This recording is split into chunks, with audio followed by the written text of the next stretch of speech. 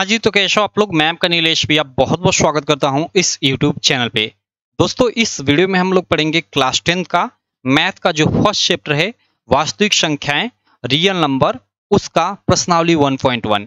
देखो, इससे पहले हम लोगों ने एक लेक्चर कवर कर लिया है इस चैप्टर से रिलेटेड। उसमें मैंने सारी संख्याओं के बारे में बताया था कि वास्तविक संख्याएँ क्या होती है, सम संख्याएँ क्या होती है, विषम संख्याएँ, परिमेय संख्याएँ, अपरिमेय संख्याएँ, भाज्य संख्याएँ, सहभाज्य संख्याएँ, मतलब सारी संख्याओं के बारे में हमने बिल्कुल डीप में पढ़ा था। और साथ ही जो 2023 में उन संख्याओं के आधार पे क्वेश्चन आए थे, उनको हमने सॉल्व भी किया था।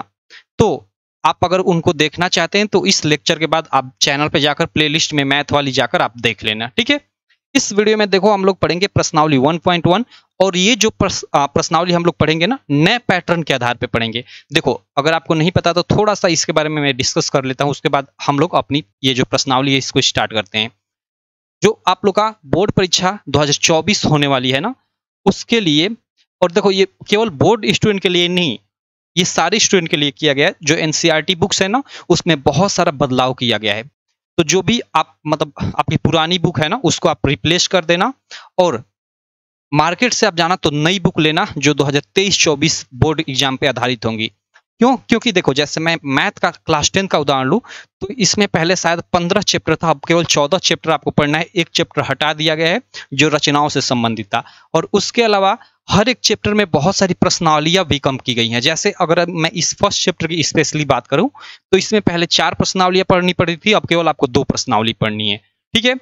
तो इसलिए आप नई बुक लेना। अगर अभी आपके पास बुक नहीं है तो अभी स्क्रीन पे मेरी एक एप्लीकेशन दिखाई दे रही होगी, यूपीएमएसपी स्टडी कर आप गूगल प्ले स्टोर पे जाना, यूपीएमएसपी स्टडी सर्च करना। ये अभी एप्लीकेशन जो स्क्रीन पे आपको दिखाई दे रही है ये आ जाएगी। इसको आप लोग डाउनलोड कर लेना। वहाँ पे आपका पूरा का पूरा यहाँ पे मैं मैथ का पीडीएफ अपलोड कर दिया हूँ, वहाँ से आप डाउनलोड कर देख सकते हो। और बाकी यहाँ पे आपको अपना प्रीवियस ईयर पेपर, उसके अलावा बहुत सारी इंपॉर्टेंट क्वेश्चन, उसके अलावा नोट्स भी कुछ मिल जाएंगे। जो भी मतलब यहाँ पे चीजें बिल्कुल सारी की सारी फ्री हैं, आपके एग्जाम के लिए काफी इंपॉर्टेंट होगी। और देखो, मैं स्पेशली यूपी बोर्ड के स्टूडेंट को पढ़ाता हूँ, लेकिन आप किसी भी बोर्ड के स्टूडेंट हो, मैथ चूंकि एनसीईआरटी सब बोर्डों में लग रही है तो आप किसी भी बोर्ड के स्टूडेंट हो पढ़ सकते हो, कोई दिक्कत नहीं है। तो चलो हम लोग अपनी प्रश्नावली 1.1 शुरू करते हैं। फिर मैं बोलूंगा कि ये नए पैटर्न के नए सिलेबस के आधार पे होगा, इसलिए अगर आपके पास पुरानी बुक है तो शायद ये क्वेश्चन मैच ना हो। तो देखो, फर्स्ट प्रश्नावली में, प्रश्नावली 1.1 से पहले ये उदाहरण दिए हुए, कुछ उदाहरण के 4 थे क्वेश्चन, पहले इनको हम लोग सॉल्व कर लेते हैं, उसके बाद हम अपनी प्रश्नावली सॉल्व करते हैं। क्वेश्चन क्या है? पहला क्वेश्चन आप स्क्रीन पे देख सकते हो। इस संख्याओं 4 टू द पावर n पर विचार कीजिए। संख्याओं 4 टू द पावर n पर विचार कीजिए जहां n एक प्राकृतिक संख्या है, ठीक है। n एक प्राकृतिक संख्या मीन्स हमने फर्स्ट लेक्चर में पढ़ा था, प्राकृतिक संख्या जैसे गिनती की सारी संख्याएं 1 2 3 4 5 जहां तक हम चले जाए प्राकृतिक संख्याएं होती हैं। तो वही कह रहा है कि जहां n एक प्राकृतिक संख्या है, जांच कीजिए कि क्या n का कोई ऐसा मान है जिसके लिए 4 टू द पावर n अंक शून्य पर समाप्त हो। शायद यहाँ क्वेश्चन आपको समझ में नहीं आ रहा होगा, लेकिन चलो अभी आपको समझ में आ जाएगा। जैसे क्वेश्चन क्या कह रहा है यहाँ पे, देखो ध्यान देना थोड़ा, 1 मिनट, सॉरी। देखो, कह रहा है कि जैसे 4 की पावर n है, और जहां ये n है ना, n क्या है? एक प्राकृतिक संख्या है, मतलब जिसका मान 1 2 3 4 कुछ भी हो सकता है, 20 30 40 कुछ भी यहाँ n के जगह पे हो सकता है। तो क्या 4 टू द पावर n का कोई एक ऐसा मान होगा जिसका हम लोग मतलब यहाँ पे रखकर अगर विस्तार करते हैं तो जो यहाँ पे मान लो जो भी यहाँ पे प्राप्त होता है अंक, जैसे 2 3 5 7 9 ये प्राप्त हो गया, ठीक है। तो इसके अंत में ये अंक शून्य होगा, ये हमें बताना है। तो इसको कैसे हम मालूम करेंगे? तो सिंपल सा इसका एक तरीका है, देखो देखते ही पहचान जाओगे, और इससे रिलेटेड कई सारा ऑब्जेक्टिव क्वेश्चन आपके एग्जाम में बनेगा। देखो यहाँ पे एक उदाहरण के तौर पे लूँ तो देखो, जैसे मैं 20 लूँ, अगर 20 की पावर मैं 2 लिख दूँ तो आप कहोगे 20 की पावर 2 मतलब 20 गुणे 20 मतलब 20 का वर्ग। तो यहाँ पे ये 40 सॉरी 2 दूना 4 400 आ रहा है, तो यहाँ पे अंत में शून्य आ रहा है। तो यहाँ पे कह दोगे कि 20 की पावर, अगर यहाँ पे n के जगह पे यानी कुछ भी रखे, यहाँ पे n के जगह हमने 2 रखा, n के जगह यहाँ पे आप 3 रखो, 5 रखो, 7 रखो, देखना वो ये शून्य पे समाप्त होगा। मतलब इसका विस्तार करेंगे तो अंत में जो अंक मतलब यहाँ संख्या प्राप्त होगी उसका अंत में शून्य होगा।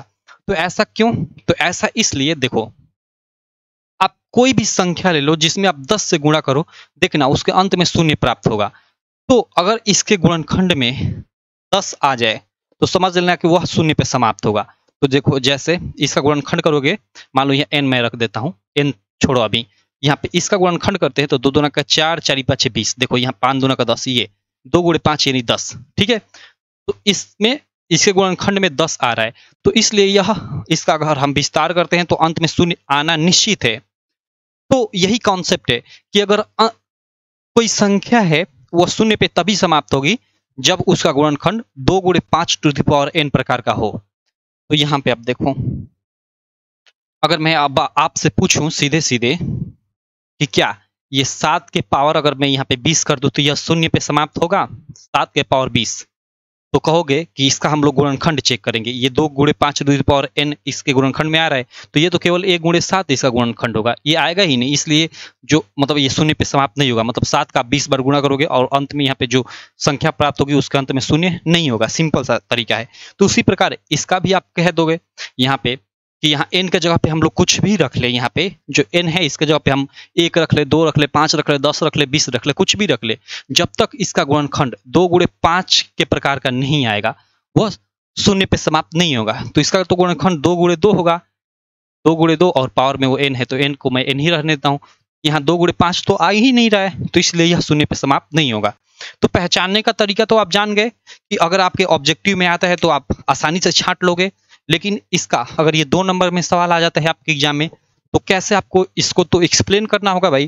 तो कैसे एक्सप्लेन करोगे, चलो मैं यहाँ पे थोड़ा समझा देता हूँ, इसको थोड़ा मैं इरेज कर लेता हूँ और इसको मैं आपको समझा देता हूँ।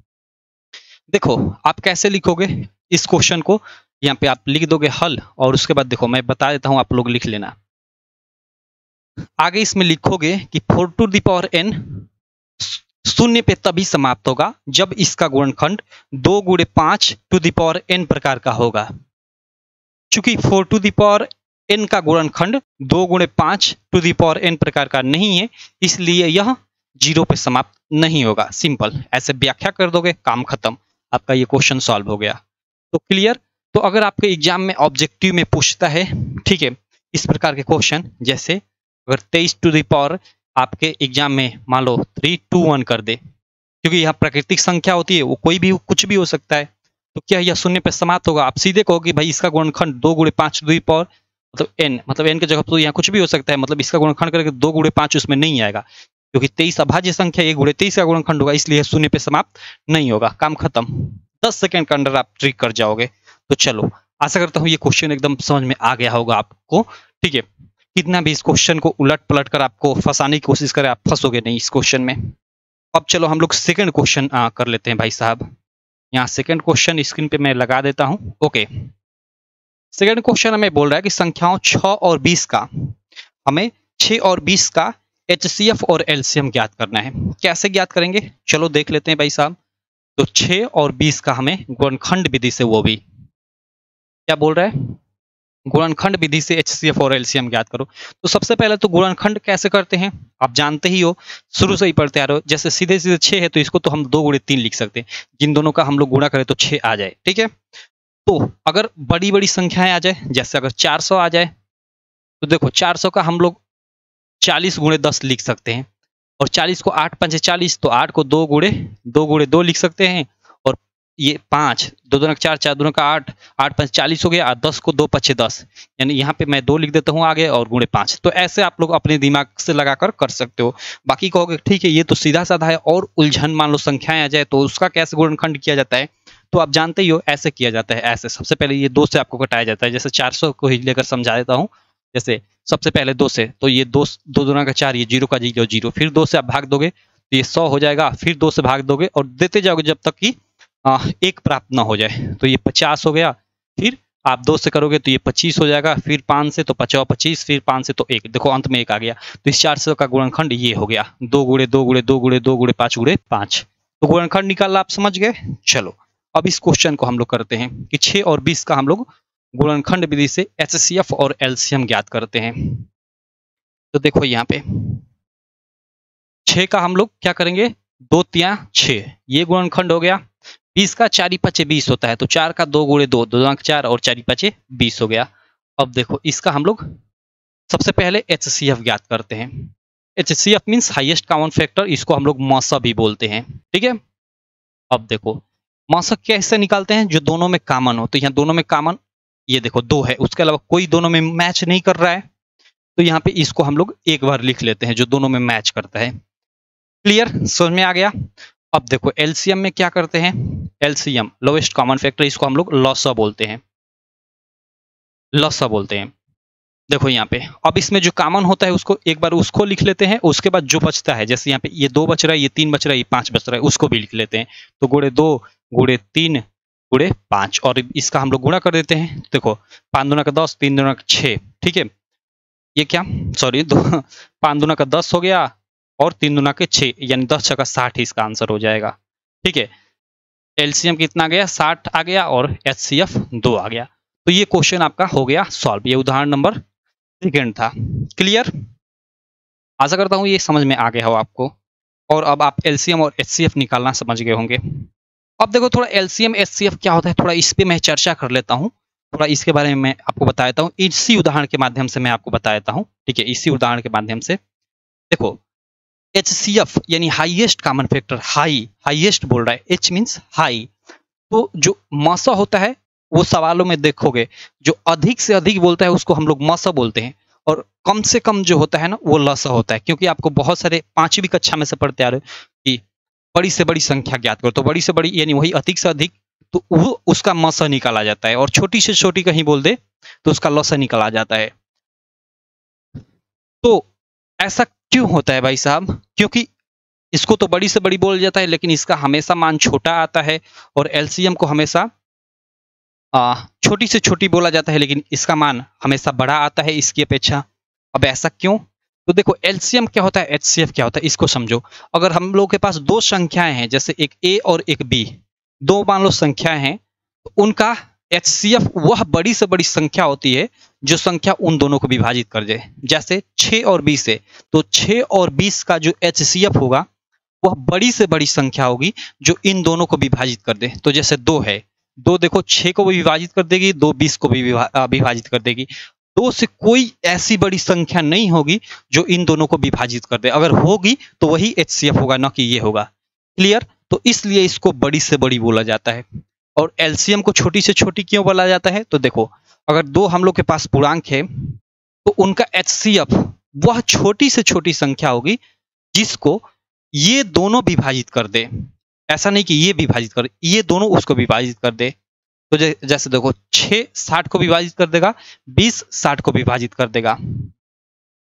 क्लियर, तो इसलिए अब देखो भाई 6 तो आगे और भी संख्याएं होंगी, जैसे आगे मतलब जो 6 से विभाजित हो जाए और 20 से विभाजित हो जाए, लेकिन हमें छोटी से छोटी लेना है, तो छोटी से छोटी में 60 ही है जिसको ये और ये दोनों विभाजित कर देगा। अब इससे छोटी कोई भी संख्या ऐसी नहीं है जिसको ये दोनों विभाजित कर दे। तो छोटी से छोटी एलसीएम को क्यों कहा जाता है और एचसीएफ को बड़ी से बड़ी क्यों कहा जाता है, आपको समझ में आ गया। ठीक है, यहाँ एक बार दोनों की एक तरह से डिफिनीशन मैं दे दूं, तो आप लिखना चाहो तो लिख लो। एचसीएफ में क्या बोलोगे कि अगर 2 पूर्णांक ए और बी हैं तो उनका एचसीएफ वह बड़ी से बड़ी संख्या होगी जो ए और बी को विभाजित कर दे। क्लियर, जैसे 6 और 12 है तो इनका एचसीएफ वह बड़ी से बड़ी संख्या होगी जो इन दोनों को विभाजित कर दे, सिंपल। और एलसीएम, तो अगर 2 पूर्णांक ए और बी हैं तो उनका एलसीएम वह छोटी से छोटी संख्या होगी जिसको ए और बी विभाजित कर दे। जैसे 6 और 12 है तो इनका एलसीएम वह छोटी से छोटी संख्या होगी जिसको ये दोनों विभाजित कर दे, काम खत्म। ठीक है, तो आशा करता हूं यहाँ एलसीएम और एचसीएफ ये आपको अच्छे से समझ में आ गया होगा। ये जो अभी कॉन्सेप्ट मैंने बताया ना, शायद आप कहीं नहीं पढ़े होंगे और शायद आगे कहीं पढ़ोगे कि नहीं पढ़ोगे मैं नहीं बता सकता, लेकिन बहुत इंपॉर्टेंट चीज है ये। ठीक है, कोई नहीं बताता है। चलो तो इसको मैं इरेज कर लेता हूँ। ये हम लोग का उदाहरण का 2nd नंबर क्वेश्चन था। अब हम लोग 3rd क्वेश्चन करते हैं। देखो यार, क्वेश्चन कराते समय आपको बताते समय टाइम लगेगा, लेकिन जो ये चीजें पढ़ोगे ना ये अजर अमर हो जाएगी आपके लिए, मैं जो बताऊंगा। और देखो इस तरह से डीप में पढ़ने का यही फायदा होगा कि आप एग्जाम में मतलब आपसे कोई भी मिस्टेक नहीं होगी, आप असमंजस में नहीं पढ़ोगे। अगर ऊपर ऊपर पढ़ोगे ना एग्जाम में, ऐसे ही आपका माइंड डिस्टर्ब रहता है भाई, डर लगता है, सबको लगता है। तो आप अगर ऊपर ऊपर पढ़ रहोगे ना तो वो भूल जाओगे। क्लियर है, तो इसलिए जो भी चीजें पढ़ो वो डीप में पढ़ो। और 10th की जो मैथ है ना यार, हर जगह काम आएगी। आगे चलकर आप कॉम्पिटिटिव एग्जाम की तैयारी करोगे तो 90% मतलब 90% जो भी एग्जाम्स है गवर्नमेंटेड एग्जाम, उन जगहों पे ये 10th वाली ही मैथ यूज होगी। केवल 10% जगहों पे 11th और 12th वाली मैथ यूज होगी। तो इसलिए इसको अच्छे से पढ़ना और भी जरूरी बन जाता है। क्लियर? चलो अगला क्वेश्चन हम लोग क्वेश्चन नंबर 3 देख लेते हैं। ओके, अभाज्य गुणनखंड विधि द्वारा 96 और देखो यहाँ पे 104 है, लेकिन यहाँ मैं देख रहा हूँ मेरे पास किताब है 96 104 नहीं है, 404 है, वो थोड़ा टाइपिंग मिस्टेक है। ठीक है, अभाज्य गुणनखंड विधि द्वारा 96 और 404 का HCF ज्ञात करना है। ये उदाहरण नंबर क्या है? 3 है। तो चलो ये 104 नहीं है, फिर मैं बोल दूं, आप जाकर देखना 404 है, तो 404 ही मैं लेकर करता हूं। बाकी 104 भी आप लेकर कर सकते हो अगर कॉन्सेप्ट समझ गए हो तो 96, यहाँ इसको मैं कर लेता हूं थोड़ा इरेज, और इसको हम लोग समझते हैं 96 और 404। ठीक है, क्वेश्चन में चूंकि 104 लिखा है, वो टाइपिंग मिस्टेक है जो अभी आपको स्क्रीन पे दिखाई दे रहा है। तो 96, अब देखो 12 है 96, ठीक है, यानी 8 का गुणनखंड 2 गुणे 2 गुणे 2 और 12 है 96, तो 2 दूना का 4, 4 3 12, ये गुणनखंड होगा 96 का।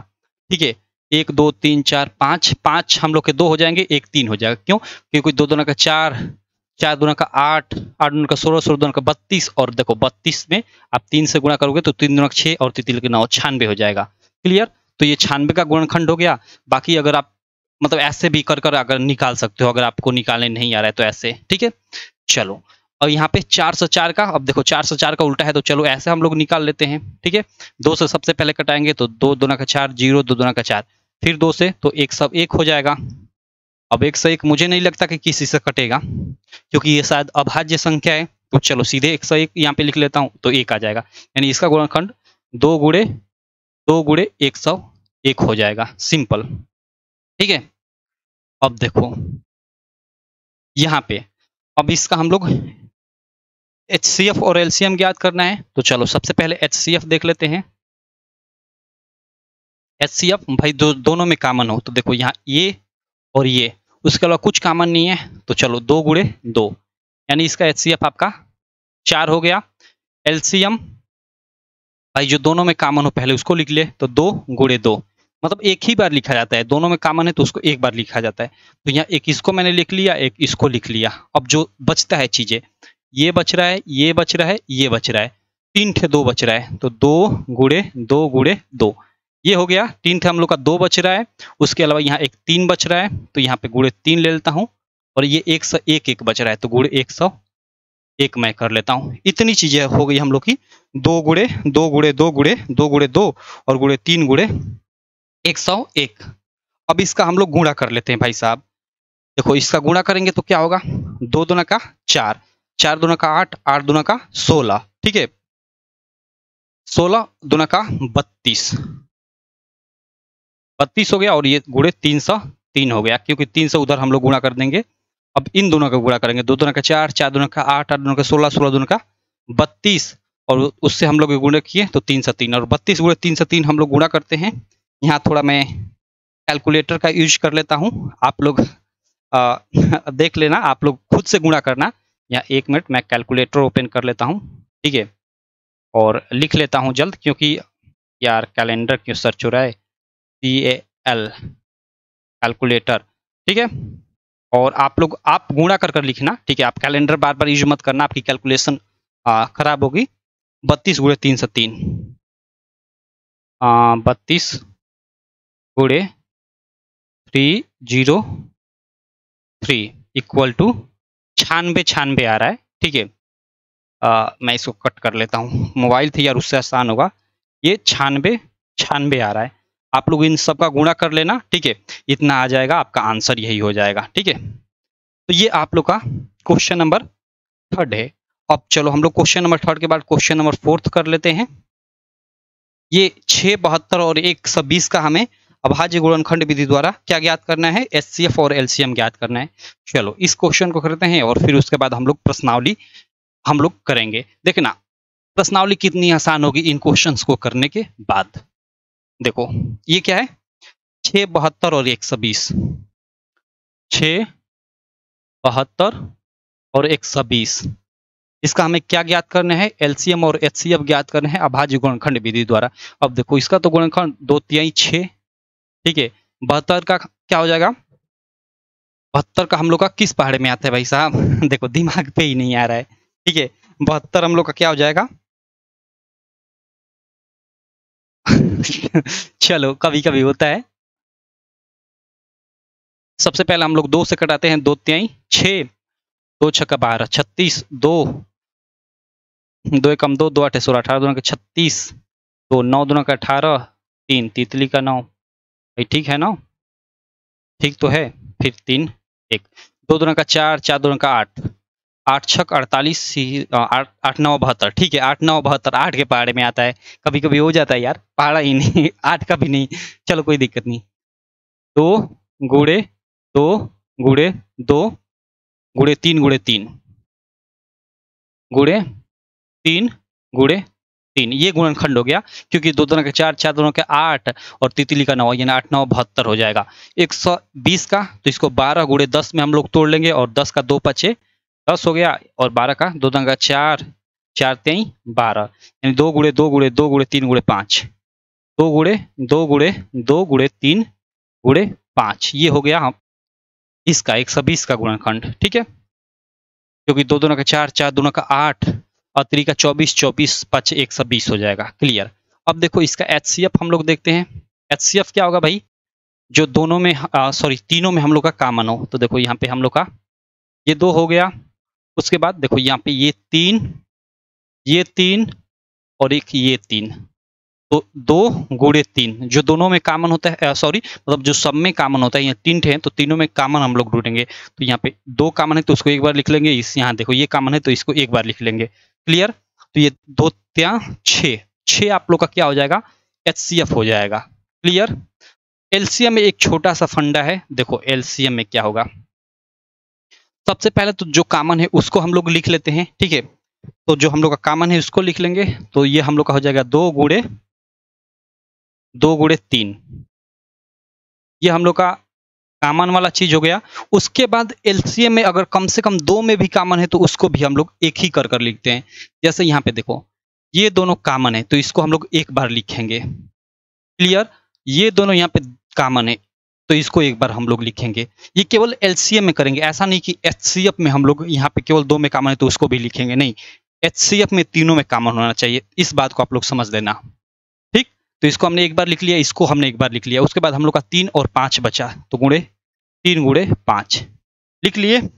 अब इन सब का हम लोग गुणा कर देंगे। देखो यहाँ पे 5 आ रहा है ना, तो देखो 2 3 6, 6 दूना का 12, 12 दूना का 24, 24 5 120 हो जाएगा। 24 5 120, और 120 में फिर हम लोग क्या करेंगे? 3 से हम लोग गुणा करेंगे, तो 12 3 36, 360 इसका आंसर हो जाएगा। हाँ 360 हो जाएगा इसका हम लोग का एलसीएम। आशा करता हूं ये भी आपको क्लियर हो गया होगा। यहाँ देखो एक बार मैं और समझा देता हूं। अगर एचसीएफ ज्ञात करना हो तो उस सब में कॉमन देखा जाता है। क्लियर। जैसे यहाँ हम लोगों ने 3 में कॉमन देखा, अगर 4 हो तो चारों में हम लोग कॉमन खोजेंगे एचसीएफ में। लेकिन एलसीएम में जो सब में कॉमन है उसको एक बार लिखेंगे, अगर मिनिमम 2 में भी कॉमन मिल जाता है तो उसको एक ही बार लिखेंगे।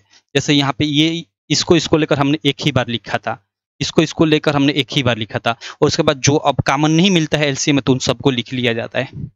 क्लियर है।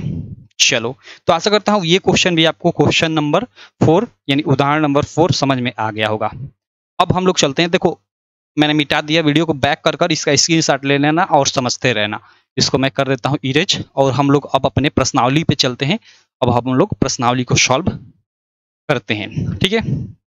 चलो यहाँ पे मैं प्रश्नावली का यहाँ पे सवाल भी लगा देता हूँ, 1 मिनट। इसमें फर्स्ट सवाल है 140, उसके बाद 156। यहाँ पे मैं स्क्रीन पे भी शो कर देता हूँ। ये प्रश्नावली 1.1। चलो यहाँ पे देखो, अब हम लोग की प्रश्नावली स्टार्ट होती है। अब देखो इसमें कितना आसान, मतलब आप आसानी से सारी चीजें समझ गए हो तो आसानी से लगा सकते हो। जैसे 140 है, आसानी से 140 का आप क्या करना है? निम्नलिखित संख्याओं को अभाज्य गुणनखंडों के गुणनफल के रूप में व्यक्त कीजिए।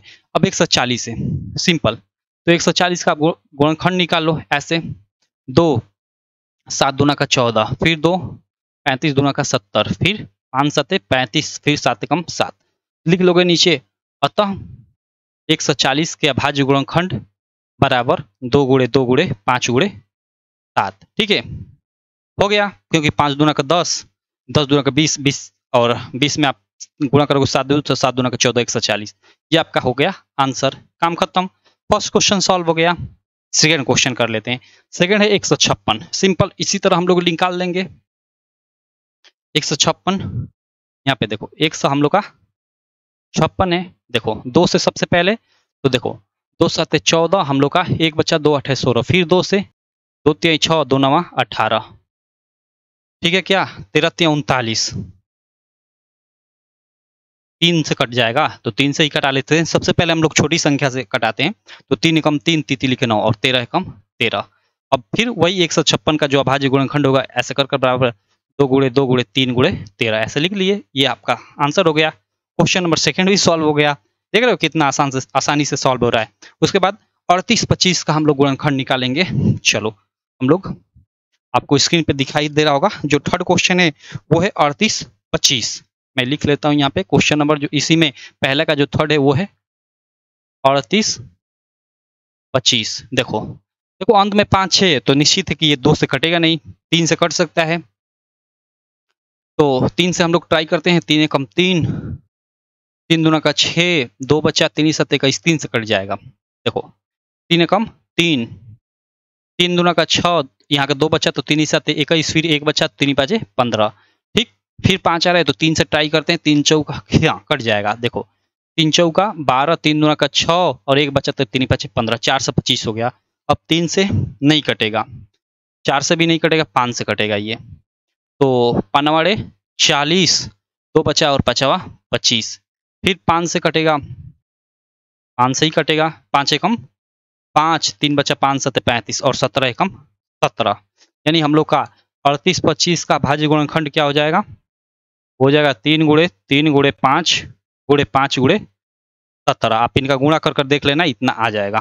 तो ये हुआ हम लोग का question number second, sorry third इसका। 3 गुणे 3 गुणे 5 गुणे 5 गुणे 17 आ गया। क्लियर। अब चलो क्वेश्चन नंबर 4 हम लोग कर लेते हैं। 505, हाँ आपको स्क्रीन पे दिख ही रहा है 500, सॉरी 5005, 505 नहीं 5005 है ये। ठीक है 5005, इसका गुणनखंड कर लेते हैं। सबसे पहले भाई 3 है लास्ट में, तो 3 सॉरी 5 है तो 3 से कटाने की कोशिश करेंगे, लेकिन 3 से ये कटेगा नहीं। 5005 है तो सीधे ये 5 से इसको हम लोग कटाते हैं तो 1001 हो जाएगा। अब किससे कटेगा भैया 1001, यहाँ सोचना पड़ेगा, बड़ी कठिन है ये क्वेश्चन भाई साहब। 1 आ गया तो 7 से, क्योंकि 17 का 21 होता है, 7 एकम 7, 3 बच्चों का 28, कट जाएगा क्या, 7 से कट जाएगा। 7 से तो कटना चाहिए यार, कट जाएगा बिल्कुल 100% ये कट जाएगा 7 से। देखो 7 एकम 7, 2 बचा यहाँ पे, सॉरी 3, तो 7 चौका 28, फिर 2 बचा तो 17 का 21, 143 बिल्कुल कट गया। देखो 7 से अब 143 कटाए। अब हम लोग देखते हैं कि किस पहाड़े में 143 आता है। तो ये आप लोग का किस पहाड़े में आता है भाई, मुझे भी याद नहीं आ रहा है। यही चीजें सोचने वाली, गुणनखंड अगर बड़ा आ जाता है ना तो थोड़ा टाइम टेकिंग होता है। ठीक, तो इसको चलो हम लोग करते हैं। यहाँ देखो पता नहीं किस पहाड़े में आते हैं, लेकिन देखो यहाँ एक कॉमन चीज दिखा दे, 11 से कटाते हैं तो कट जाएगा। देखो कैसे, 11 कम 11, 1 बचा तो यहाँ पे नहीं कटेगा क्या भाई, 12 13 14 कट जाएगा, 11 3 33 और 13 एकम 13, ये हो गया। देखो खत्म काम। ठीक है 38 सॉरी 5005 का गुणनखंड क्या हो गया, 5005 का वो हुआ 5 गुणे 7 गुणे 11 गुणे 13। इसका आप गुणनखंड मतलब इस गुणनखंड का आप गुणा करना, इतना आ जाएगा। क्लियर। तो ये हुआ आप लोग का 4 नंबर सवाल पहले का। अब 5वां हम लोग सवाल कर लेते हैं। यहाँ पे मैं इसको इरेज कर लेता हूँ, 1 मिनट। अब देखो 5वां सवाल ये क्या है, ये 74 29 है। आपको स्क्रीन पे भी दिख रहा होगा 74 29, ये सबसे खतरनाक सवाल है 74 29। ये जल्द कटता ही नहीं है भाई साहब। मस्त सवाल है ये, मुझे याद, ये मतलब ये क्वेश्चन याद हो गया है। 74 29 ये 17 19 और 23 से कटता है। सबसे पहले हम लोग 17 से भाग देते हैं। जब 17 से भाग देते हैं तो 17 चौका 68 होता है ना। 17 17 17 17 का 17 चौका 68 कितने बार जाएगा भाई? 4 ही बार जाएगा। हाँ कोई दिक्कत नहीं, 4 बार जाएगा। उसके बाद 68 3 बार। इसको मैं कर लेता हूँ जल्द जल्द वही उपयोग करता हूँ भाई। कौन भाग देगा, टाइम लगेगा, गलती होगा तो फिर दिक्कत भी होगा। तो यहाँ ओके, ये 437 हो जाएगा। 17 से आप भाग देते रहे ना, ये 437 हो गया। और फिर ये 19 से कटेगा। 19 का 19 19 दूनी 38, ठीक है।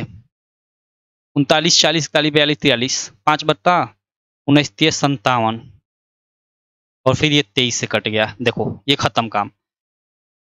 ये देखो तो ये 74 29 का जो आपका भाज्य गुणनखंड हो जाएगा 17 गुणे 19 गुणे 23 हो जाएगा। आप गुणा करते रहे ना, इतना आ जाएगा। तो ये क्वेश्चन नंबर फर्स्ट का 5वां हुआ। अब चलो क्वेश्चन नंबर सेकंड पे हम चलते हैं। क्वेश्चन नंबर सेकंड करते हैं। इसको कर लेता हूं इरेज। थोड़ा पानी पी लूं क्या यार, 1 मिनट टाइम देना थोड़ा। तब तक यहाँ क्वेश्चन मैं लगा देता हूं, आप पढ़ते रहो। ओके, यहाँ एक फार्मूला बताना पड़ेगा।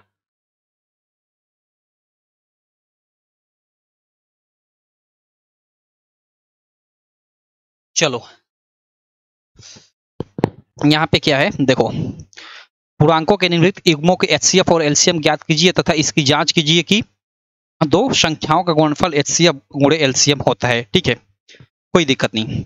देखो यहाँ पे जो भी क्वेश्चन थे, जैसे 6 12 था पहला वाला, तो उसका हम लोग एचसीएफ और एलसीएम निकाल रहे थे। जो भी आता है, जैसे दो संख्याएं ए और बी हैं, ठीक है, इनका जो भी यहाँ पे गुणनखंड जो भी हो, अगर इसका एचसीएफ पी आ गया, एलसीएम आर आ गया, क्लियर। तो ये दोनों संख्याओं का जो गुणनफल होता है, यानी ए गुणे बी, यानी इन संख्याओं का जो गुणनफल होता है, इन संख्याओं के एचसीएफ और एलसीएम के गुणनफल के बराबर होता है। ये एक फार्मूला होता है। तो इसमें ये क्या होती है, पहली संख्या, ये दूसरी संख्या, ये एक मान लो लॉसो हो गया, मैं यहाँ पे मौसम में लिखा हूं तो इसको मौसम ही लिख लेता हूं, मौसम, और गुणे ये हो गया आपका लॉसा। तो सिंपल इसको हम चेंज भी कर सकते हैं इधर उधर, क्योंकि गुणे का चिन्ह है तो कोई फर्क नहीं पड़ने वाला। तो यहाँ पे एक फार्मूला हम लोग का होता है, आप लोग याद रखना कि पहली संख्या गुणे दूसरी संख्या, यानी दो संख्याएं हम लोग की दी हुई हैं, तो पहली संख्या गुणे दूसरी संख्या बराबर उन संख्याओं का लॉसो गुणे मसो। इसका मतलब क्या है, देखो यहाँ पे थोड़ा सा मैं लिख लेता हूं और आपको समझाता हूं। फार्मूला ही पूरा पूरा लिख लेता हूं। अगर हमें दो संख्याएं हैं तो उसमें हम लोग की पहली संख्या गुणे दूसरी संख्या बराबर लॉस गुणे मौस। ये फार्मूला आप लोग याद रखना। अब देखो क्या होगा क्वेश्चन में आप लोग के, कि आगे चलकर पहली मतलब दो संख्या हम लोग को दे देगा, ठीक है। मान लो एक यहाँ पे 6 दे दिया, यहाँ पे 12 दे दिया, इनका मान लो जो भी लॉसा हो यहाँ पे लॉसा दे दिया, ठीक है। और फिर यहाँ पे मौसम पूछ देगा, तो ये गुणा है भाई, तो मौसम पूछ दे तो ये लॉसा आकर इधर बट्टे में हो जाएगा, और मतलब वही 3 ठे दे देगा कोई भी, तो तीनों की जगह पे हम लोग रख देंगे और इसको सॉल्व करेंगे, तो एक जो पूछेगा उसका मान हमें प्राप्त हो जाएगा। तो सिंपल ये यूनिवर्सल फार्मूला है, इसको आप लोग याद रखिएगा। इसी के आधार पे हम लोग कई फार्मूले ज्ञात कर सकते हैं। जैसे अगर यहाँ दूसरी संख्या का फार्मूला हम लोग यहाँ से निकाले तो दूसरी संख्या बराबर लॉसो गुणे मसो, और इधर आकर ये बट्टे में हो जाएगा पहली संख्या। या अगर हम लोग मसा का फार्मूला निकाले तो ये लॉसो इधर आकर बट्टे हो जाएगा, यानी आपका मसा बराबर क्या हो जाएगा, पहली संख्या गुणे दूसरी संख्या बट्टे में लॉसा, ठीक है। तो ये इससे हम लोग अलग अलग फार्मूले निकाल सकते हैं, लेकिन मेन यही फार्मूला आपका होता है। अब देखो इस पे हम लोग का ये सवाल क्या है, हमें जांच करना है कि उन दोनों संख्याओं का जो गुणनफल है उनके एचसीएफ और एलसीएम के बराबर है कि नहीं है। इसमें से देखो पहला क्वेश्चन है 26 और 91, ठीक है, 26 91, 13 दूना का 26 यानी 2 गुणे 13 इसका गुणनखंड। इसको ऐसे नहीं लिखा जाता है, बराबर ही लिखो क्योंकि ये बराबर होता है। और यहाँ 91 है भाई, 91 किसके गुणनखंड में आता है? कुछ नहीं पता भाई, किस में आएगा 91? अभाज्य संख्या है, अब बताओ। भाई 13 सते, हाँ 13 सते 91 होता है, यानी 7 गुणे हम लोग 13 लिख सकते हैं। अब देखो HCF, अब इनका HCF क्या होगा भाई, जो दोनों में कॉमन हो। तो ये देखो दोनों में कॉमन क्या है, 13 है। और LCM क्या होगा भाई, LCM भाई जो कॉमन हो वो, और उसके अलावा जो कॉमन नहीं है सबको लिखते, तो ये कॉमन नहीं है तो इसी को पहले लिख लेता हूँ। 2 गुणे 7 और अंत में ये कॉमन है तो इसको एक बार 13। अब इसका हम लोग गुणा करते हैं, 7 दूना का 14, 14 गुणे 13, ठीक है 14 गुणे 13, तो 13 चौथिया 42 का हम लोग का 2 हो जाएगा, हंसी लगा 4, 14 कम 14, 4 18, 182 हो जाएगा, ठीक है। इसका आप लोग गुणा करना, वो 182 आपका आएगा। तो यहाँ HCF हम लोग का 13 हो गया, LCM 182 हो गया। अब इसकी हमें जांच करना है क्योंकि क्वेश्चन में बोला है कि जांच कीजिए कि दो संख्याओं का गुणनफल बराबर LCM गुणे HCF गुणे LCM, वही LCM गुणे HCF इधर उधर हम लोग कर सकते हैं, कोई दिक्कत नहीं। तो यहाँ पे जांच हम लोग कर लेते हैं, ठीक है, क्योंकि यहाँ नीचे जगह नहीं है तो मैं यहाँ पे लिख रहा हूँ, ठीक है। तो जांच कैसे करेंगे, तो आप वही फार्मूला लिखोगे यहाँ पे कि पहली संख्या गुणे दूसरी संख्या बराबर लॉसा गुणे मौसा, ठीक है।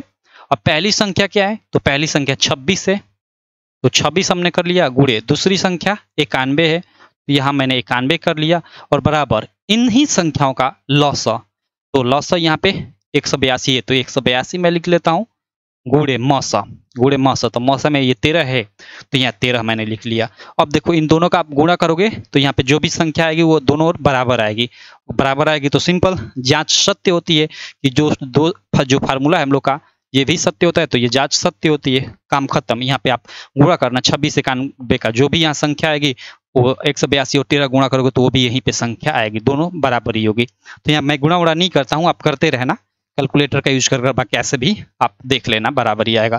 तो यहाँ पे मैं चलता हूँ अब नेक्स्ट क्वेश्चन पे, 510 और 92। चलो इसको थोड़ा मैं कर लेता हूँ इरेज, और अगला क्वेश्चन हम लोग करते हैं, क्या है 510 और हम लोग का 92 है, ठीक है। एक मिनट, चलो 510 और 92, 510 और इधर हम लोग का 92। 510 का 51 गुणे 10, 2 पच्चे 10 और 17 तिया 51, 3 गुणे 5 गुणे 17, यही होगा। क्यों, क्योंकि देखो इसको 51 हम 51 गुणे 10 लिख सकते हैं, 10 को 2 पच्चे 10 लिख सकते हैं, और ये 17 तिया 51 यानी 2 गुणे 3 गुणे 2 गुणे 3 गुणे 5 गुणे 17, ठीक है। 92 भाई 13 चौका 92 होता है ना 13 चौका 92 होता है भाई गजब 92, ठीक है। 2 2 चौका 8, 2 छक्का 12, 2 2 दूना का 4, 2 3 6 23, 1 2 दूना का 4, ओके 23 चौका होता है, यानी 2 गुणे 2 गुणे 23 इसका हो गया। चलो अब हम लोग क्या करते हैं, इसका हम लोग HCF ज्ञात करते हैं। HCF जो दोनों में कॉमन हो, ये कॉमन हो गया, उसके बाद कुछ कॉमन नहीं है तो केवल 2, HCF केवल 2 आ गया। LCM भाई एक जो कॉमन है उसके बाद जो कॉमन नहीं है, देखो 2 3 5 17 23, तो गुणे 2 गुणे 3 गुणे 5 गुणे 17 गुणे 23, ये हो गया। अब इसका गुणा करो भाई साहब, 2 गुणे 3 गुणे 5 गुणे 17 गुणे 23। अब देखो इसको हम लोग 5 है तो 10 के रूप में बना लेते हैं, गुणा करना आसान होगा। 2 दूना का 4, 4 3 12 12 25 60, 60 गुणे 17 गुणे 23 अब हुआ हम लोग का, ठीक 17 से। अब भी देखो यहाँ पे ये 0 का 0 रख लिया, 6 7 42 का 2 80 लगा 4 6 कम 6 4 10 10 20 हुआ। फिर हम लोग 23 से हम लोग गुणा कर लेते हैं। ठीक मैंने किया है ना? 7×42 का 2 ठीक। 23 से हम लोग ओके यहाँ 10 20 गुणे 23 मैं कर लेता हूँ। 10 20 गुणे कैलकुलेटर यूज करता हूँ फिर माफ करना। तुम लोग गुणा करते रहना। कैलकुलेटर ओपन ओपन हो जा भाई। हम लोग का 10 20 गुणे 23 10 20 गुणे 23 इक्वल टू 23,460। यही आ रहा है क्या? यही आएगा 23,460 23,460 ठीक दिख रहा है। ये आप लोग का आंसर हो जाएगा। सॉरी हाँ आंसर हो जाएगा ये एलसीएम का। तो इतना आपको नहीं करना होता है, सीधे यहाँ पे गुणा कर डायरेक्ट यहाँ पे लिख देना होता है 23,460। क्लियर? ये आप लोग का एलसीएम हो गया। अब जांच कैसे करोगे, क्योंकि इसका जांच भी करना है।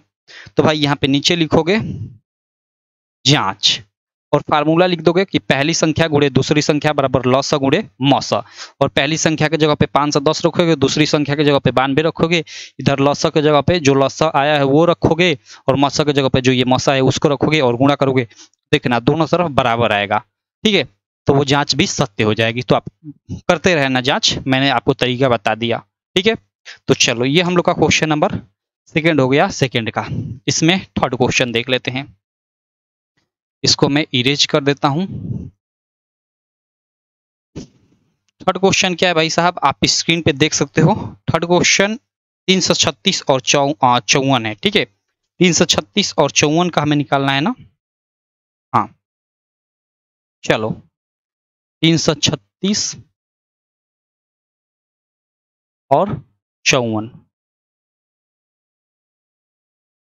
अब इसका हम लोग क्या, सबसे पहले वही इसका हम लोग गुणनखंड करेंगे, इसका गुणनखंड करेंगे और उसके बाद यहाँ पे एचसीएफ भाई जो दोनों में कॉमन आ जाए वो एचसीएफ हो जाएगा। एलसीएम भाई जो दोनों में कॉमन है उसको एक बार, और जो दोनों में कॉमन नहीं उसको भी लिख लेंगे।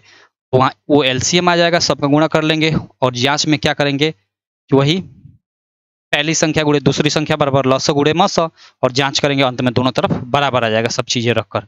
तो इस क्वेश्चन को यार तुम सब करते रहना आराम से। 336 का ऐसे कर कर आप गुणनखंड निकाल लेना और 54 का तो भाई निकाल ही लोगे और देख लेना। तो इस क्वेश्चन को मैं छोड़ता हूँ, कोई मतलब नहीं है टाइम टेकिंग। चलो अगले क्वेश्चन पे हम लोग करते हैं। अगला क्वेश्चन हम लोग का क्वेश्चन नंबर थर्ड हो जाएगा। एक मिनट। अभाज्य गुणनखंड विधि द्वारा निम्नलिखित पूर्णांकों के एचसीएफ और एलसीएम ज्ञात कीजिए। वही सवाल है यार, वही सवाल है जो हमने पीछे कर रखा है, केवल इसमें अब 3-3 अंक दिया है। तो 3-3 अंक में मैं एक यहाँ पे सवाल बताता हूँ, पहला वाला, और दूसरा तीसरा आप करना काफी आसान है। तो चलो पहला 12 15 और 21। 12 15 और 21 इसका मैं बता देता हूँ। ऐसा सवाल हमने एक एग्जाम्पल्स में किया था। अब इसका हम लोग कर लेते हैं। 12 का 4 3 12 यानी 2 गुणे 3। 15 का 5 3 15 यानी 3 गुणे 5। 21 का 17 का 21 यानी 3 गुणे 7। अब देखो इसका हम लोग वही एचसीएफ भाई सब में कॉमन देखेंगे। कॉमन तो है ही नहीं, देखो 2 इसमें 2 है ही नहीं, इसमें 3 इसमें है, इस ओके यहाँ पे 3 कॉमन है। देखो 3 3 3, तो जो कॉमन है वो एचसीएफ हो गया, सिंपल। अब देखो एलसीएम में क्या होगा भाई, जो कॉमन है तो कॉमन 3 है तो उसको एक बार लिख लेंगे, और जो कॉमन नहीं है 2 गुणे 2 गुणे 5 गुणे 7। ठीक है, अब इन सब का हम लोग गुणा कर लेते हैं। 3 दूना का 6, 6 दूना का 12, 12 पचे 60 और 7 छक 42, 420 आ जाएगा। ये आपका आंसर हो जाएगा, ये एलसीएम हो जाएगा, ये एचसीएफ हो जाएगा। अब देखो कभी कभी हो सकता है आपको सवालों में मतलब इनमें कॉमन ही ना मिले तीनों में, माफ करना। यहाँ पे देखो माफ करना, एक मिनट। एलसीएम बराबर। हाँ ठीक तो था यार, मैं देखा कि यहाँ पे केवल इसमें है, तीनों में है, वही होगा 3। और ये क्योंकि ये तीनों में है तो एलसीएम में 2 में भी रहता है तो उसको हम लोग ले लेते हैं, जैसा कि मैं बताया था। तो ये 3 गुणे ये 2 गुणे 2, ठीक है, अभी जो मैंने लिखा था वो ठीक था। चलो 2 गुणे 2 गुणे 5 गुणे 7, ठीक है। 3 दूना का 6, 6 दूना का 12, 12 25 60 और 7 छक 42, 430, ये आंसर। कोई दिक्कत नहीं, चलो ये क्वेश्चन हो गया। चलो इसका हम लोग सेकंड क्वेश्चन भी कर लेते हैं, कोई दिक्कत नहीं, क्योंकि उससे भी कॉन्सेप्ट क्लियर होता जाएगा। सेकंड क्वेश्चन हम लोग कर लेते हैं, जल्द जल्द करता हूं। वो 17, 23 और 29 है। 17, 23, 29, 17, 23 और 29। ए गुणे 17 होगा, क्यों? क्योंकि 17 अभाज्य संख्या, इसका गुणनखंड ही नहीं होगा। 23 भी ए गुणे 23 होगा, 29 भी ए गुणे 29 होगा, क्योंकि ये तीनों संख्याएं अभाज्य हैं, किसी भी संख्या से नहीं कटती है, एक और स्वयं के अतिरिक्त, ठीक है। अब देखो इसमें एचसीएफ क्या हो गया, वो भाई 1 हो गया। क्यों? क्योंकि देखो कोई कॉमन नहीं है, तो यहाँ पे आगे हम लोग एक एक एक लिख देते हैं। अगर कहीं अगर ऐसा आ जाए कहीं कॉमन भी ना मिले, तीनों में कुछ कॉमन नहीं मिलता है ना, तो एचसीएफ 1 होता है, 0 नहीं होता है, इस बात को ध्यान रखना। क्योंकि किसी भी संख्या के आगे जैसे 2 गुणे मान लो 5 है, ये तो यहाँ 1 लिख सकते हैं, क्योंकि कोई इस पे फर्क नहीं पड़ेगा। तो इसलिए अगर इस मान लो इसमें कहीं कुछ मतलब कॉमन नहीं दिख रहा है और आगे 1 आपने नहीं लिखा है और इसमें कुछ कॉमन नहीं दिख रहा है, तो एचसीएफ ऑटोमेटिकली 1 हो जाता है। इस बात को आप लोग याद रखना कि तीनों में कुछ कॉमन नहीं आपको मिलता है तो 0 वहां पे एचसीएफ नहीं होता है, 1 हो जाता है। क्लियर? चलो तो यहाँ चूंकि 1 1 तो मैं लिख ही देता हूँ। एचसीएफ 1 हो गया। एलसीएम क्या होगा, 17 गुणे 23 गुणे 29। भाई अभी हमने किया था पहला वाला क्वेश्चन, क्या था 7429 की, क्या था ना पहला वाला क्वेश्चन। यहाँ पे मैं 1 मिनट देख लेता हूं, चलो इसी पे देख लू क्या, 1 मिनट। हाँ देखो 7429 उसको उसका निकाले से तो नहीं, वो बीच में 29 नहीं था 19 था, ये नहीं होगा, इसका गुणा करना पड़ेगा हमें तीनों का, ठीक है, इन तीनों का गुणा करना पड़ेगा। चलो यार गुणा ही कर लेता हूँ। कैलकुलेटर,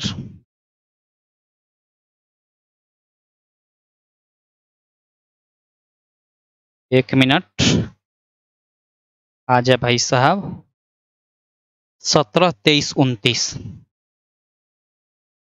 17, 23, 29,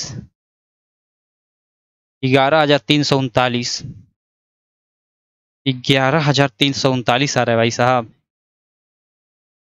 ये आंसर हो जाएगा 17 गुणे 23 गुणे 29 का, यही होगा ना यार, यही होगा। चलो क्योंकि कैलकुलेटर तो धोखा थोड़े देगा। 1 मिनट, तो ये क्वेश्चन भी सॉल्व हो गया। अब चलो इसका थर्ड वाला जो क्वेश्चन है उसको भी कर लेते हैं, इसको कर लेता हूं मैं इरेज। थर्ड वाला क्वेश्चन क्या है, 8 9 25,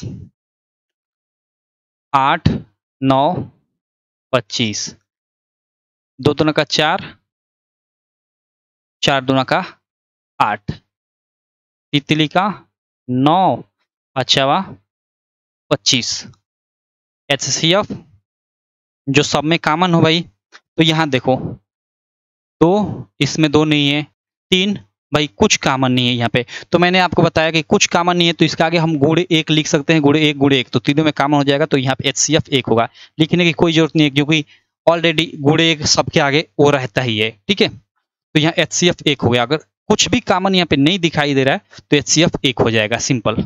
एलसीएम क्या होगा, अब भाई कुछ कॉमन नहीं है तो 1 तो हम लोग लिख ही लेंगे, तो 1 लिखने का कोई मतलब नहीं, क्योंकि इसमें आगे हम लोग किसी भी संख्या से गुणा करें तो भाई वो तो 1 मतलब उसका कोई मतलब ही नहीं है, तो यहाँ पे लिख भी सकते हो नहीं भी लिख सकते हो। चलो लिख ही लेता हूँ 1 गुणे, अब देखो 2 गुणे 2 गुणे 2 गुणे 3 गुणे 3 गुणे 5 गुणे 5 गुणे 2 गुणे 2 गुणे 2 गुणे 3 गुणे 3 गुणे 5।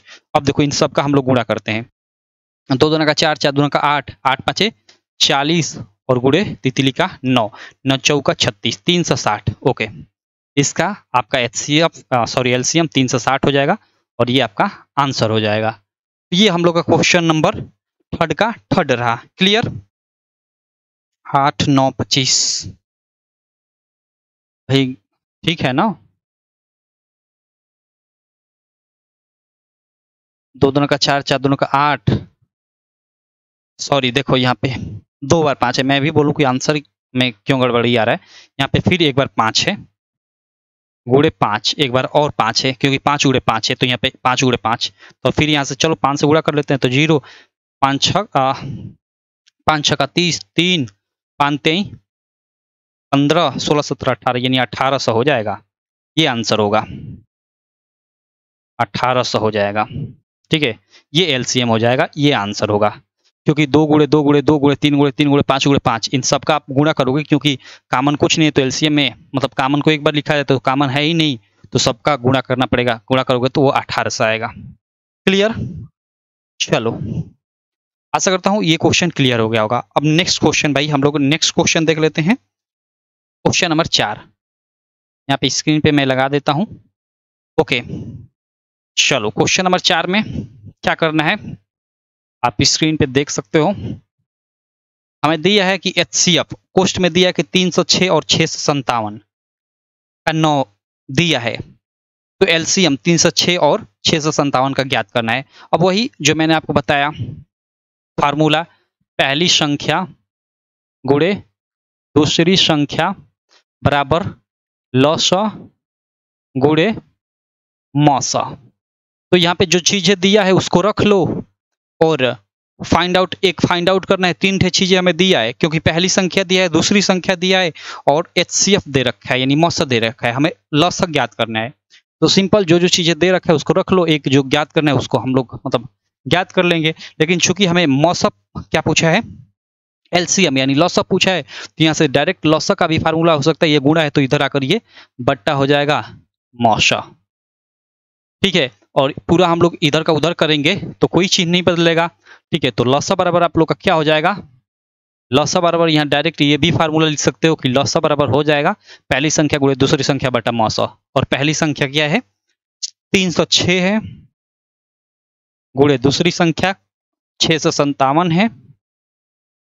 इसका हमें दे रखा है कि इसका जो एचसीएफ है वो कितना है, वो भाई 9 है, तो बट्टे में 9, क्योंकि एचसीएफ यानी मौसा 9 और हमें लॉसा पूछ रहा है तो लॉसा बराबर में है ही। चलो इसको कर लेते हैं, 9 27 28 29 30 9 चौका 36 34। अब 34 से 657 में गुणा करो आप लोग और जो आएगा वही आंसर हो जाएगा। हाँ, मैं यहाँ पे गुणा कर लेता हूँ, फिर वही कैलकुलेटर का यूज करता हूँ। रुक जाओ, यहीं पे है, अरे ओपन हो भाई, इसको थोड़ा मैं कर लेता हूँ कट। क्या है हम लोग का 34 657, 34 गुणे 6 5 7 22,338 कट 22,338 22,338 ये होगा, ये आंसर हो जाएगा। ये आपका एलसीएम यानी लॉसा निकल कर आ जाएगा। तो ऐसे ही इस क्वेश्चन को आप लोग सॉल्व कर लोगे, सिंपल। ठीक है, तो आशा करता हूं ये क्वेश्चन आपको क्लियर हो गया होगा। अब चलो इसके बाद हम लोग चौथे के बाद पांचवा क्वेश्चन कर लेते हैं। 5 6 7 और तो इसके बाद 2 क्वेश्चन बचेंगे, तो उनको भी सॉल्व कर कर इस लेक्चर को हम लोग एंड करेंगे। यहाँ पे देखो, इसको थोड़ा सा मैं कर लेता हूँ इरेज और इसको हम लोग कर लेते हैं सॉल्व। जांच कीजिए कि क्या किसी प्राकृतिक संख्या के लिए 6n अंक शून्य पे समाप्त होगा। सीधे सीधे बोल दोगे कि नहीं, 6n शून्य पे समाप्त होगा। n जहां एक प्राकृतिक संख्या मतलब n का मान 1 2 3 4 5 6 कुछ भी मतलब यहाँ पे रखोगे तो क्या जो इस मतलब इसका विस्तार करोगे तो वह 0 पे समाप्त होगा, तो नहीं। क्यों? क्योंकि इसका गुणनखंड 2 गुणे 5 टू द पावर n प्रकार का नहीं होगा, इसलिए यह 0 पे समाप्त नहीं होगा। तो अब इसको कैसे स्टेटमेंट दोगे, लिखोगे कि 6 टू द पावर n अंक 0 पे तभी समाप्त होगा जब इसका गुणनखंड 2 गुणे 5 टू द पावर n प्रकार का हो, लेकिन इसका गुणनखंड 2 गुणे 5 टू द पावर n प्रकार का नहीं है, इसलिए यह 0 पे समाप्त नहीं होगा। अगर 2 नंबर में आ जाता है तो ऐसे स्टेटमेंट देकर आपको लिखना पड़ेगा, ठीक है। अगर भाई ऑब्जेक्टिव में आता है तो वो तो सीधे आपको छांटना रहेगा, तो छाट तो 10 सेकंड में लोगे। तो ये भी क्वेश्चन हो गया। चलो अब अगला क्वेश्चन कर लेते हैं। अगला क्वेश्चन 1 मिनट 5 के बाद 6 नंबर क्वेश्चन। ओके, व्याख्या कीजिए कि 7 गुणे 11 गुणे 13 प्लस 13 और 7 गुणे 6 गुणे 5 गुणे 4 गुणे 3 गुणे 2 गुणे 1 प्लस 5 भाज्य संख्याएं क्यों हैं। अब देखो भाज्य संख्याएं क्या होती है, जब हम लोगों ने संख्याओं के बारे में पिछले लेक्चर में पढ़ा था तो उसमें भाज्य संख्याओं के बारे में पढ़ा था कि भाज्य संख्याएं वे संख्याएं होती हैं जो स्वयं के अतिरिक्त और अपने आप के अतिरिक्त किसी अन्य संख्या से भी विभाजित हो जाती हैं। जैसे 8 है तो 8 1 से भी विभाजित हो जाएगा, अपने आप से भी विभाजित हो जाएगा, और एक किसी अन्य संख्या से मिनिमम विभाजित होना चाहिए तो यह 2 से विभाजित हो जाएगा। तो देखो ये 2 से अधिक संख्याओं से विभाजित हो रहा है तो इसलिए यह क्या होगा, भाज्य संख्या होगा, और इसके गुणनखंड 2 से ज्यादा होंगे भाज्य संख्याओं के कभी भी। और जो अभाज्य संख्याएं होती है जैसे 7 हो गया, ये एक अपने आप मतलब एक तो स्वयं से विभाजित होगा यानी अपने आप से, और एक 1 से होगा, इसके अलावा किसी अन्य संख्या से विभाजित नहीं होगा, इसलिए अभाज्य संख्याओं के केवल 2 गुणनखंड होते हैं। क्लियर है। तो अब यहाँ देखो, अब हमें इन्हें भाज्य प्रूव करना है, तो प्रूव कैसे कर सकते हैं, भाज्य हम तभी प्रूव करेंगे तब इनका गुणनखंड हम लोग प्रूव कर दे कि 2 से ज्यादा है। तो चलो प्रूव करते हैं। यहाँ पे देखो सबसे पहला इसमें क्वेश्चन है 7 गुणे 11 गुणे 13 प्लस 13। इसमें मतलब 2 क्वेश्चन है। पहला इसमें है 7 गुणे 11 गुणे 13 प्लस 13 है, ठीक है। चलो इसको हम लोग गुणनखंड के रूप में परिवर्तित करते हैं। कैसे करेंगे, तो देखो आपको 13 13 दिखाई दे रहा है, यही है ना 7 गुणे 11 गुणे 13 प्लस 13। यहाँ पे 13 13 दिखाई दे रहा है, 13 कॉमन ले लो, कॉमन लोगे 13 इधर बाहर, तो देखो इसमें से ये गुणा है तो इसमें से 13 हट जाएगा, यानी 7 गुणे 11 बचेगा और 13 की जगह पर 1 हो जाएगा। तो लिखो चाहे ना लिखो कोई मतलब नहीं, चलो लिख ही लेते हैं। और प्लस यहाँ पे 13 एकम 13 1 हो जाएगा। क्लियर। अब देखो ये 13 का 13 हम लोग बाहर ही लिख लेते हैं, अंदर देखो 11 7 77 और 1 से गुणा करोगे तो वही होगा, तो 77 और ये प्लस 1 है तो प्लस 1। अब देखो 13, अब देखो यहाँ कोष्ट तब टूटता है, कोई चिन्ह नहीं होता है तो गुणे का चिन्ह हो जाता है, तो गुणे और 77 1 78। अब देखो 13 गुणे 78, और जानते हो कि आगे एक सबके होता ही है तो गुणे यहाँ 1 हम लोग लिख ही सकते हैं। तो इसका गुणनखंड जो था 1 2 3 आ रहा है, मतलब 2 से ज्यादा आ रहा है, तो क्या हो जाएगा, यह भाज्य हो जाएगा, यह भाज्य हो जाएगा। क्यों, क्योंकि इसका गुणनखंड 2 से ज्यादा है, और 2 से ज्यादा जिसका गुणनखंड होता है वह भाज्य होता है। क्योंकि मैंने ये प्रूफ भी करवाया, क्योंकि भाज्य संख्याएं ही ऐसी संख्या होती है जिनका 2 से ज्यादा गुणनखंड आता है। अगर वो अभाज्य हो तो उनका केवल 2 गुणनखंड आएगा। तो यहाँ हमें भाज्य सिद्ध करना है, तो यहाँ पे हमने सिद्ध कर दिया क्योंकि इसका 2 गुणनखंड 2 से ज्यादा गुणनखंड है, सिंपल। अब इसी प्रकार हम लोग का इसमें सेकंड जो दिया है उसको हम लोग सिद्ध कर लेते हैं। उसका भी हम लोग सिद्ध करेंगे कि 2 से अगर ज्यादा गुणनखंड आ जाए तो वह भाज्य होगा। तो चलो इसका भी हम लोग सॉल्व कर 2 से ज्यादा गुणनखंड निकालते हैं। 7 गुणे 6 गुणे 5 गुणे 4, 7 गुणे 6 गुणे 5 गुणे 4, ये ना 7 6 5 7 6 5 4 3 2 1, ठीक, गुणे 3 गुणे 2 गुणे 1 प्लस अंत में क्या है 5, यही है ना भाई साहब। 7 गुणे 6 गुणे 5 गुणे 4 गुणे 3 गुणे 2 गुणे 1 प्लस 5, ठीक है। अब देखो यहाँ पे 5 अंत में है यहाँ पे, और 5 यहाँ पे भी है, यहाँ से यहाँ तक देखो ये गुणा है और ये प्लस, तो इन दोनों में कॉमन हम लोग का 5 होगा, तो 5 हम लोग कॉमन ले लेते हैं। तो यहाँ पे देखो 5 कॉमन ले लेंगे तो हम लोग का ये 7 गुणे 6 गुणे 5 की जगह पे 1 क्योंकि 5 से भाग देंगे, और गुणे 4 गुणे 3 गुणे 2, इस 1 को लिखने का कोई मतलब नहीं है लेकिन लिख ही लो, और प्लस 1 यहाँ पे बच जाएगा। क्लियर। अब देखो इन सब का हम लोग गुणा करते हैं, इन सब का गुणा करेंगे तो 7 छक 42, 42 से कम 42। अब देखो भाई ये 4 पच्चे 20, 20 तिहाई 60, यानी 42 गुणे 60,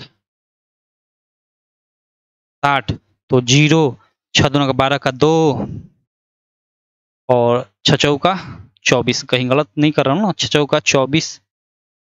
1 मिनट रुक जाओ। 7 छक 42, ठीक, ये हम लोग का 42 हो गया। 4 तिहाई 12, 12 दूना का 24। ओके,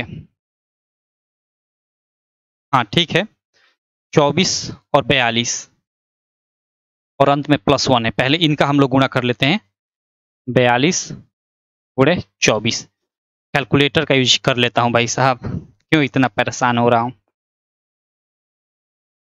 CA कैलकुलेटर क्या है हम लोग का, 42 गुणे 24, 42 गुणे 24। ओके, 1008, मतलब यहां से यहां तक का गुणा करोगे तो 1008 आ जाएगा। ये 5 बाहर है तो 5 को हम बाहर ही रख देते हैं और 1008, और ये अंत में +1 है तो +1 उसी तरह रहने देता हूं, ठीक है। और ये 5 कोष्ट में 8001, मतलब 8000 8 और 1 तो 8009 हो जाएगा, और ये चिन्ह टूटेगा तो गुणा हो जाएगा, तो 8000 ये 9 हो गया।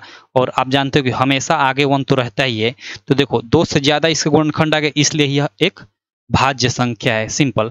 आप स्टेटमेंट क्या दोगे, वही कि चूंकि इसका आप लोग लिख दोगे ये संख्या की, चूंकि 7 गुणे 6 गुणे 5 गुणे 4 गुणे 3 गुणे 2 गुणे 1 + 5 के 2 से ज्यादा गुणनखंड है, इसलिए यह भाज्य संख्या है। काम खत्म, ठीक है। चलो अब देखो अगला क्वेश्चन, उसके बाद हम लोग का सारा क्वेश्चन समाप्त। नहीं भाई, हाँ समाप्त, लास्ट है ये क्वेश्चन। भाई बैक आ जा, इस क्वेश्चन को हम लोग कर लेते हैं। उससे पहले इसको थोड़ा सा मैं कर लेता हूं इरेज।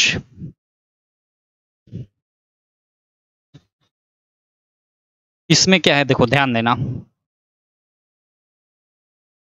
अरे भाई कहाँ चला गया,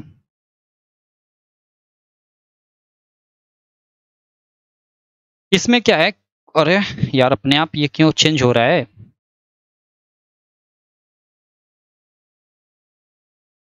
देखो गजब यार, 1 मिनट रुक जाओ, थोड़ा इसको सीधा कर लेता हूं, उसके बाद हम लोग देखते हैं।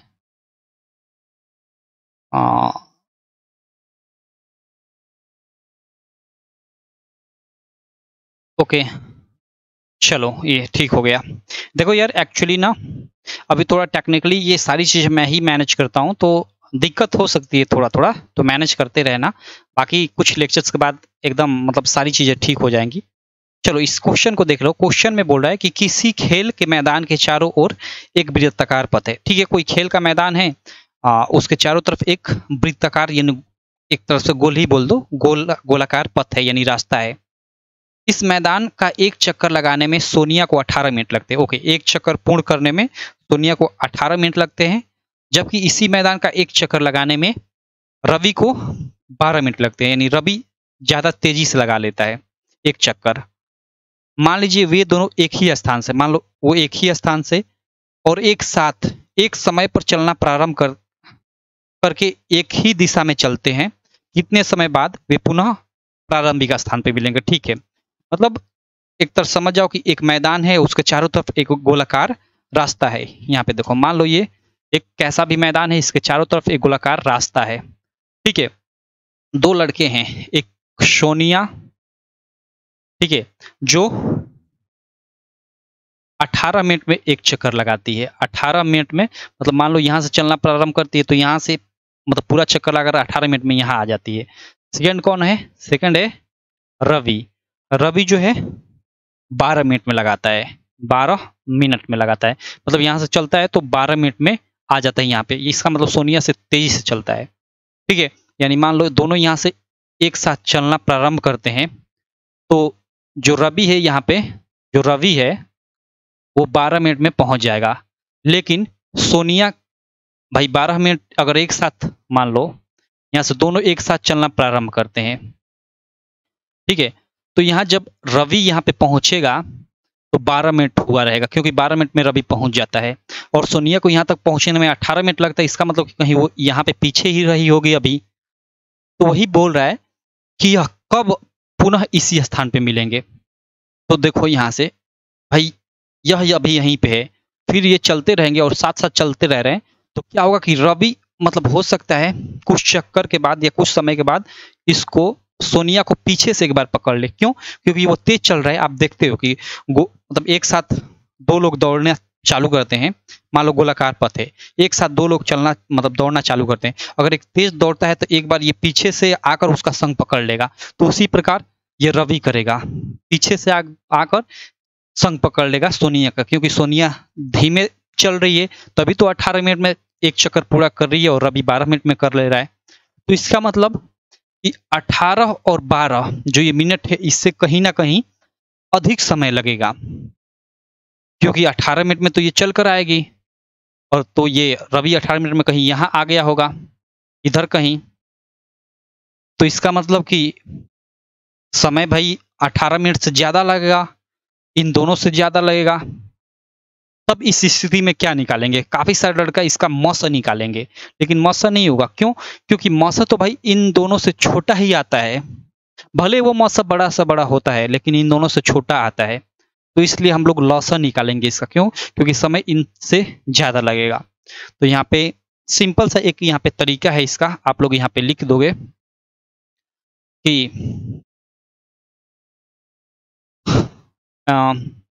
रवि, सोनिया और रवि का एक साथ मिलने का समय दोनों के मतलब दोनों समयों के लौसा के बराबर होगा, ठीक है।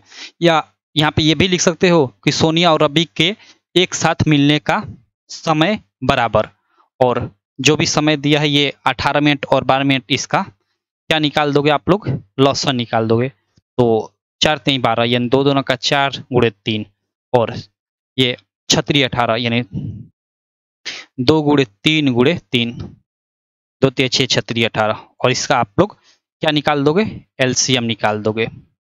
तो ये एक 2 कॉमन, एक 3 कॉमन, और उसके अलावा ये 2 गुणे ये 3, ये 2 बच जा रहा है तो उसको भी लिख लेते हैं।